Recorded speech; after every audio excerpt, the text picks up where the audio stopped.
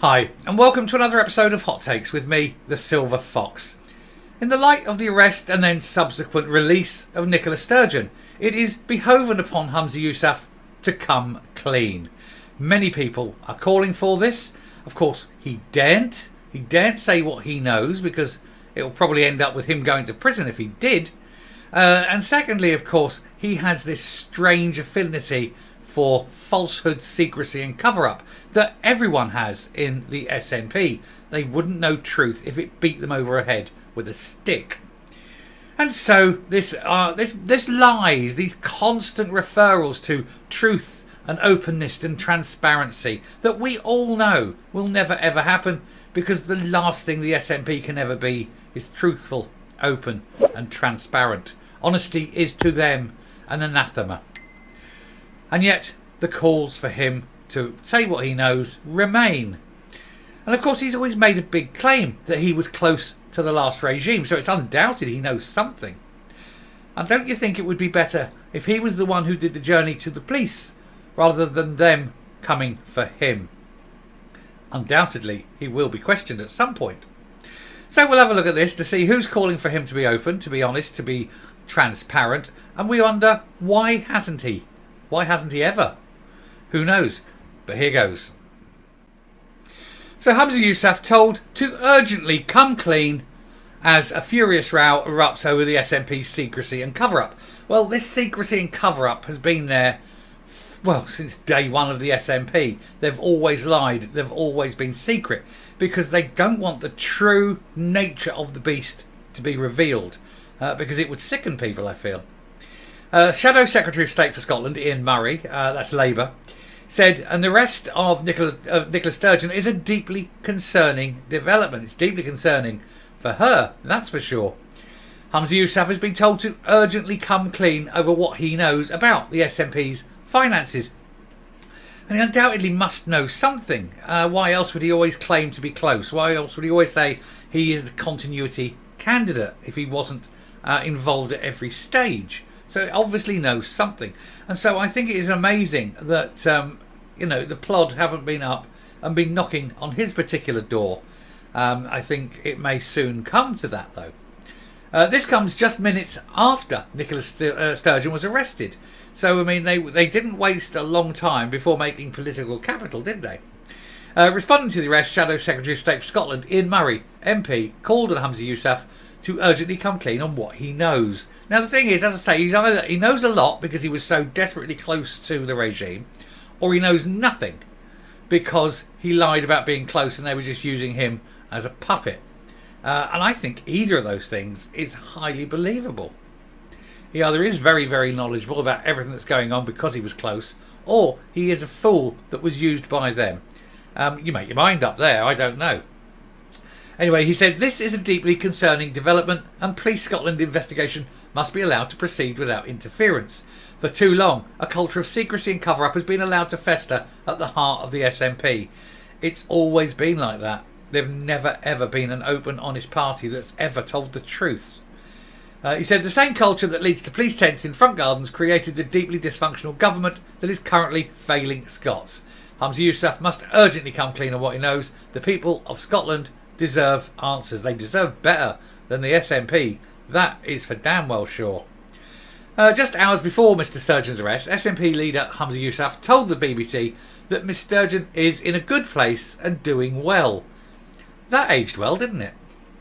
He said he welcomed advice from one of the best politicians, the most impressive politicians Europe has ever seen over the last couple of decades. Is he talking about Nicola Sturgeon?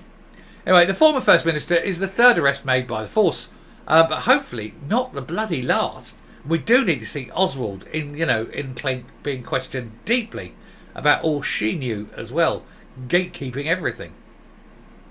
As well as the arrest, searches were carried out, and it's blah blah blah. We all know this. This is all just going over it all again. Miss Sturgeon announced her resignation as First Minister in February this year, probably after being told that this was about to happen, and so she didn't want to be the FM that was arrested and losing her job over it.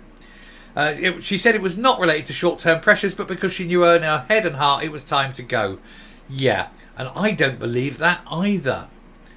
Anyway, commenting on Miss Sturgeon's arrest, a Police Scotland statement said a 52-year-old woman has today, Sunday, 11th of June, blah, blah, blah. We know this. There's nothing there.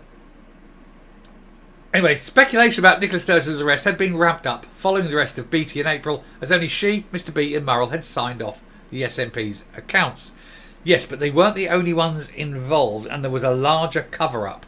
And we all know Oswald was deeply involved in that. And I suspect so was Humza Yousaf, because he was so closely aligned, as he constantly says, with that regime. So he too needs to answer some questions. And then let's just talk about her again. I can't be bothered talking about her. But it was good to see her arrested. It wasn't good to see her released, certainly not without charge. I would have liked to see a charge or two. And there he is. There's the fool that's currently in charge of Scotland. He thinks, hasn't he put weight on? Just notice the old double chin in there. I mean, I'm not hypocritical here. I've got one myself. But he has put a lot of weight on very quickly.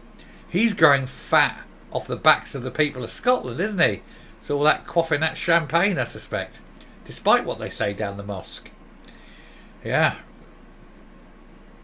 Well, who'd have thought it? Old chunky Yousaf. Anyway, I shall stop there and come up, and we can, laugh about the fat man of politics later. Now, of course, yes, he must eventually come clean.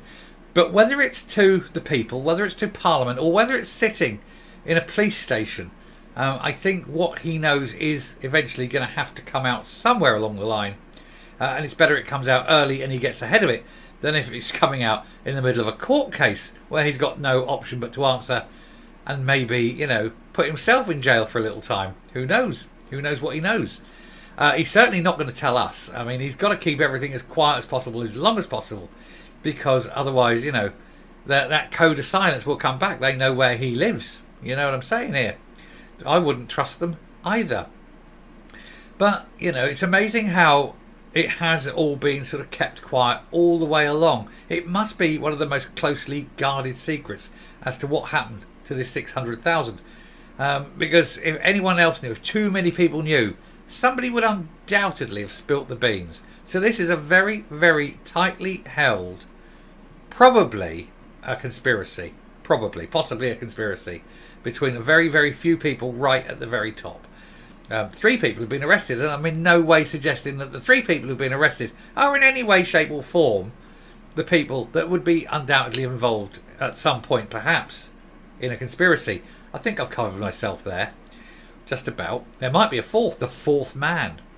Only one hasn't been arrested, and he seems to be getting fat. Anyway, I shall stop there. Thank you very much for listening. If you like what you're seeing here on the channel, please hit that subscribe button. Leave a like, leave a comment, please share the video. And until next time, stay safe, stay well, don't eat your way through to power, and goodbye.